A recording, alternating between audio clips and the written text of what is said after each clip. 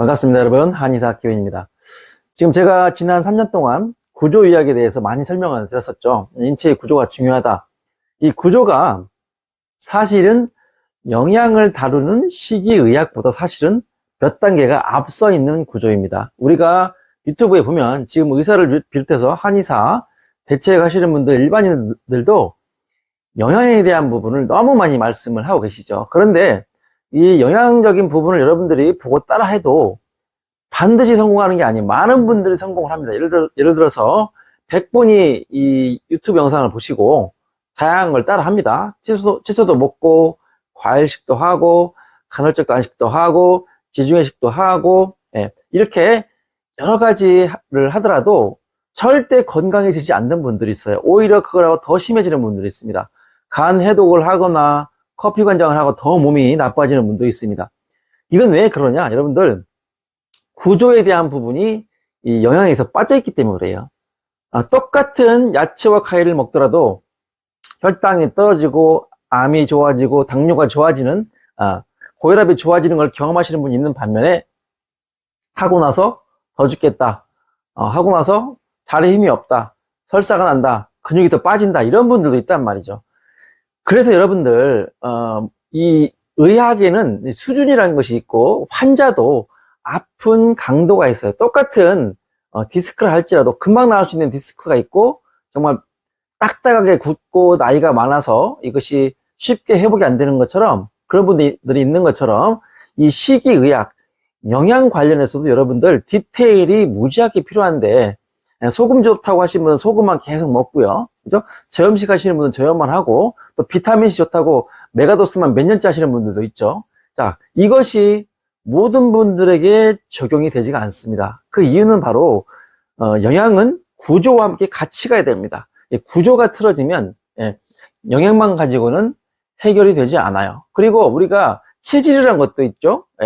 제가 예를 많이 들은 게 강호동이라든가 개그맨 이용식 씨 같은 분들이 아무리 다이어트 한다고 60kg, 70kg 날씬하게 돼서 건강한 몸을 유지할 수가 없습니다. 그죠?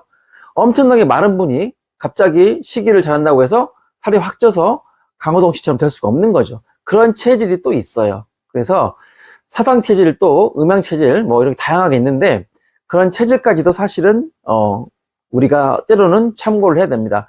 보통 제가 그래프가 있을 때, 이렇게 막대가 있을 때 이렇게 XY 축이 있겠죠. 그래프를 그리면 이렇게 된다고 그랬죠. 질병도 똑같이, 이 제일 위에 70%의 사람들이 유튜브를 따라 했을 때, 야채나 과일을 먹었을 때 몸이 좋아질 수가 있는데, 나머지 이쪽에 있는 사이드 부분들, 그래프의 이쪽 사이드에 있는 분들은요, 오히려 더 맞지 않고 해롭습니다. 오히려 몸이 아픈 분들이 그런 영상에 관심을 갖고 그대로 따라 하거든요. 근데 더 힘들어요. 남들은 야채와 과일식을 했는데 황금변을 보고 당 수치가 떨어지고 혈압이 좋아지고 몸이 기운이 나고, 그죠? 만성 피로가 풀리고 하는데, 오히려 그분들은 설사를 하면서 방귀가 많아지고 더 걷질 못하겠고 살은 더 빠지고 죽을 것처럼 됩니다. 그리고 여러분들, 이 유튜브 영상에는 당뇨 환자, 고혈압, 고지혈증, 지방간, 골다공증, 그죠? 암 환자, 중풍, 정말 다양한 환자군들이 있기 때문에 정상인들이, 그러니까 건강하신 정상인들 외에도 그런 분들이 너무나 많습니다. 그래서 사실은 음식을 나한테 맞추는 게 아니라 내 몸을 음식에 맞춰야 되는 분들이 많이 있습니다. 그래서 우리가 변비가 심해요, 설사가 심해요, 또는 과민성 장증후군이 있어요, 위축성 위염이 있어요, 이런 분들, 또 창상피화생, 이런 분들 참 음식 먹기가 어렵단 말이죠.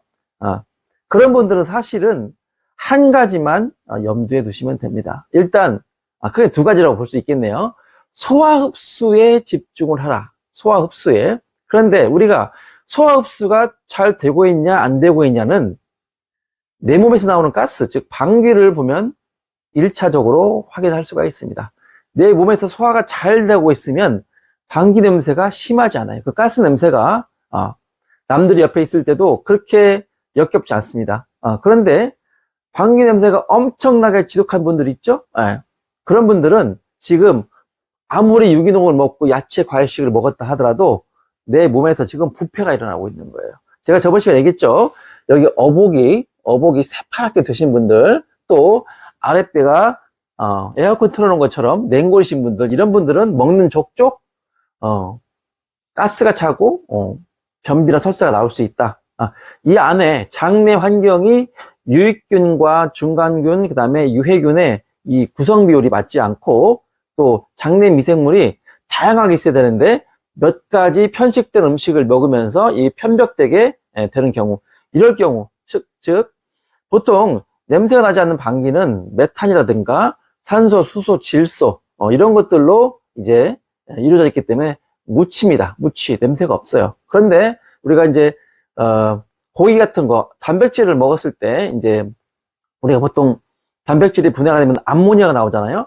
암모니아라든가 황화수소, 인돌, 아민, 페놀 이런 것들이 나올 때는 아주 독한 악취가 나고 그 냄새가 이 트림으로도 많이 올라옵니다. 그래서 구취도 그런 경우가 있어요. 그래서 변비가 있으면서 오랫동안 변을 못 보시는 분들은 그런 것들이 피부로도 냄새가 나오기 때문에 그런 분들은 분변 냄새가 납니다. 가끔씩 양방병원이라든가 한방병원에 입원해 계시다가 저한테 치료받으러 오신 분들이 있어요. 하체가 마비돼서 이렇게 잘 못 걷는 분들도 있습니다. 그런 분들은 소변줄을 차고 있거나 대변을 받아내고 이런 경우도 있기 때문에 그런 분들 사실 또는 치매가 오셔가지고 대소변 장애가 오신 분들은요, 옆에 오면 아주 그 몸에서도 악취가 납니다. 그러니까 대소변으로도 또 가스로도 배출했는데도 해결이 안 되고 장내에 남아있는 분들은 이쪽 피부를 통해서 냄새가 나기 때문이죠. 그래서 여러분들이 몸을 건강하기 위해서 영양적인 부분을 신경 쓰면서 좋은 음식을 먹고 더구나 요즘에 야채, 과일, 뭐 양배추, 당근이 좋다고 그래가지고 열심히 드시는데도 계속 방귀가 나온다.